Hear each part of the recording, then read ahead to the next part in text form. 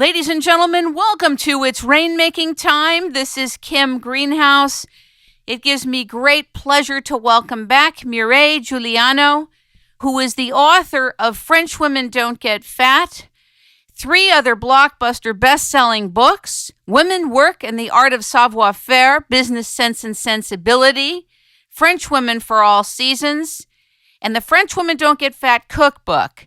She is considered the high priestess of French lady wisdom and is recognized as an ambassador of France and its art of living. Many, many women turn to her for guidance and mentorship. She was president and CEO of the champagne company Veuve Clicquot. She grew the company from 1% to more than 25%. Ladies and gentlemen, we're going to be discussing her book, Women Work and the Art of Savoir-Faire, Business Sense and Sensibility. Ladies and gentlemen, welcome back, Mireille Guiliano, to It's Rainmaking Time. Good morning. Bonjour, Kim. Well, that's a long introduction. It's embarrassing. Well, at least you're not going to do what I did at a tennis tournament. Somebody gave me an incredible introduction, and I served the ball, and it went about 6 courts over it. I accidentally hit it on the rim of the racket, but I know you won't do that today. Well, actually, now I have to come up to all this. What a chore. Oh, I'm sure you won't have to stretch very far. First of all, thank you for this book. Well, thank you for interviewing me. That's very kind of you. You talked about so many things that people are feeling and maybe thinking, and many of us don't notice that you notice and have been enculturated with. And I think the first thing I wanted to talk about was your emphasis in the book on enlightened self-interest. I'd like you to explain this to the audience. What is enlightened self-interest and why is it important to you?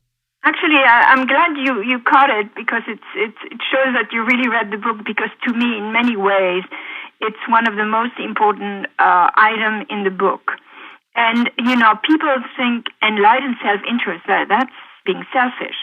And not at all. What it is that it's creating your own luck and opportunities and making the most of them. Now, you don't learn that or know that when you are, 18 or 22 or 25.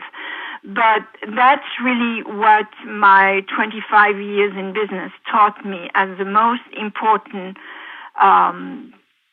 step and value and thinking, in enjoying work, finding work that you're passionate about it, but also knowing what to do, because in many ways, we go through recessions, we have challenges, but things pass, and at the end of the day, you have to find each of us, and, there's no one-size-fits-all, so we each have to do that inner search and know and have a good understanding of what our skills are, what our competences are, what our weaknesses are, and see what opportunities there are and where we fit and grab them when they come. Of course, that takes a little courage and risk, but at the end of the day, that's really a very important action that a woman or anybody, actually, I have many men reading my books and thanking me for helping them, or said, I wish I'd read your book 10 years ago. I would have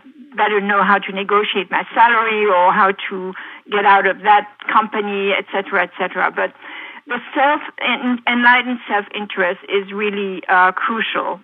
There's another thing, which is that so many of us view self-interest as being a bad thing. Now, women often think self-interest is a bad thing because we're not used to taking care of ourselves and concerning ourselves with our self-interest. We're always taking care of others. It's actually a sign of, and of course, we're brought up in many countries. I've just been back from China, Japan, and many countries in Asia where, it's even worse than the Western world, where women are insecure. And it's because of a sense of a lack of confidence or no sense of security that we see that as selfish. But it is not selfish at all. You gave the context for it, but what distinguishes enlightened self-interest from traditional self-interest?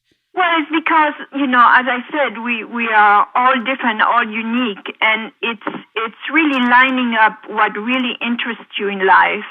And if you have that opportunity and you're ready for it, is grabbing it. And, men do it all the time, and they don't define it as such, but of course they have been brought up in a different way, and they know how to, pass a colleague and don't feel anything about it.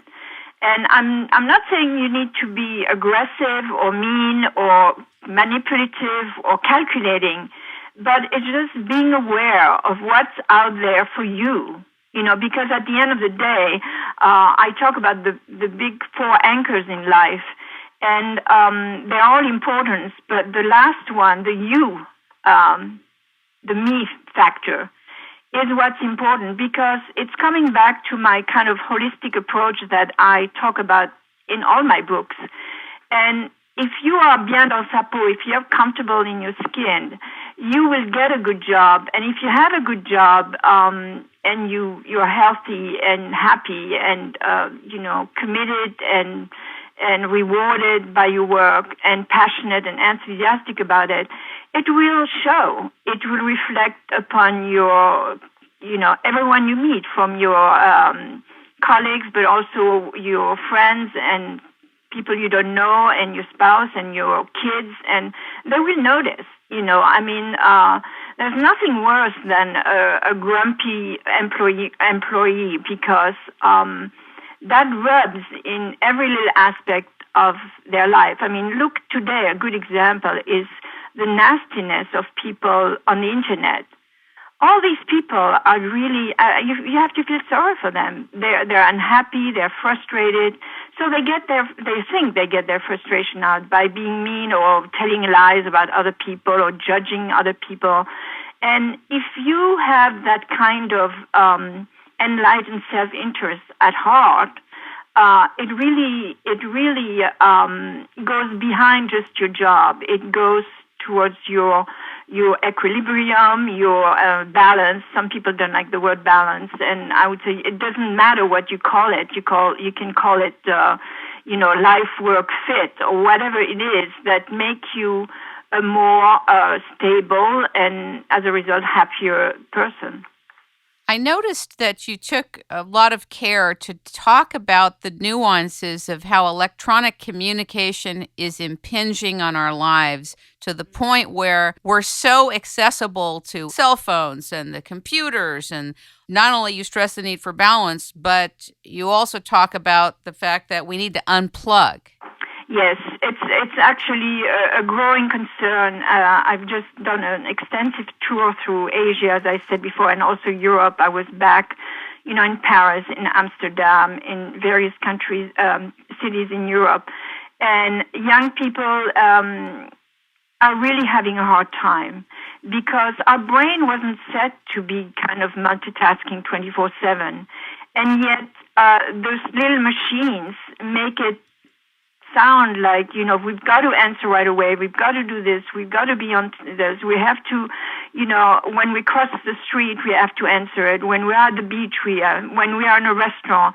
And it's mostly not necessary. And unless you have a job, of course, like, a firefighter or a doctor or a nurse or some kind of work where, your presence or your answer is crucial. But most of us in business, somebody can wait until, a few hours later. And so you don't need to be after these things. I notice just people on the plane, they're constantly looking, constantly thinking that, so you wonder, is that a sign of self-importance, or are they already addicted? And if they are, it's unhealthy. And I met a lot of young people, including in Paris, especially women, complaining that their husbands, since they got this little, BlackBerry, are not focused, and come home and they're just home and they check it and they don't pay attention to the table, to dinner at the table and what the kids say and all that, of course. So it's creating a lot of stress. And when you're stressed, you're not at your best. Some stress is good, but these kind of machine actually are very dangerous in making your life more stressful. So you have to take a step and find, and again, there's no one size fits all. But to me, for example, I just won't answer, look at my email over the weekend, Now, of course, I don't have,